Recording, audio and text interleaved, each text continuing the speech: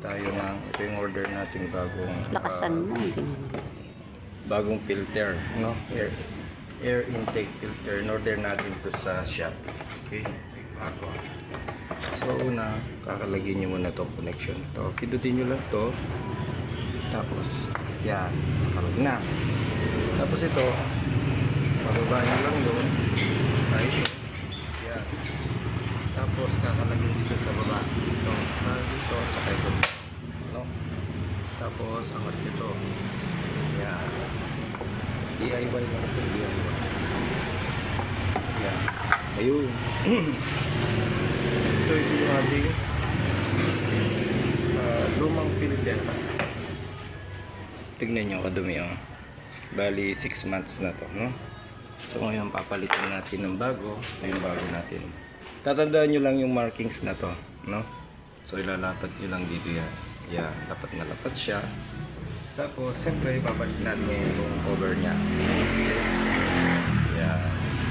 Lalapat nyo lang dyan. Yan. Tapos lock nyo dito. Ito lock nyo dito. I-lock nyo rin dito. Tapos ito naman, siyempre babalik din natin. Ito, ilalagay nyo lang dito yan. Okay. Yan. Ito. Tapos ito. Dali lang. Yan. Yan. Lock na. Siyempre huwag nyo kalimutan ilagay. Ito. Okay? Ito naman. Ito yung na-order nating filter sa Shopee. Ito yung part number. Ito yung filter. No? Magpapalit tayo ngayon ng cabin filter. So, paano magpalit? Buksan nyo lang to. Tapos dito, nakikita nyo to. Yung dalawang yan. Pindutin nyo lang yan. Lalabas yan. Ayan. Nakalabas na. Dito. Ito yung pakita nyo dito. Pakita nyo puro ito, ma'am. Yan. Tapos may cover ito. Yan.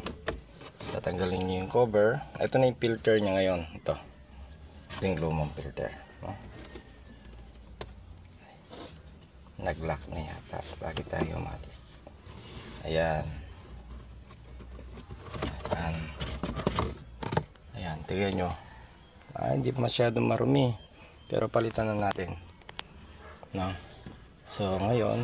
Ayan. Same part number. Ilalagay nyo lang pa ganyan. Ayan. Paano yung nalising sa ilalapat nyo dito yan. Susuksok nyo lang dito yan. Sa makasimple yan. Tapos ngayon, ito yung pinaka-padlock nya. Lock nya, lagay nyo lang dito yan. Ayan. Nakalock na. Ayos na yun. Tapos, pipindutin nyo to. Ayan. Para magbalik siya ulit. Ayan. Okay na. Ayan. Okay na.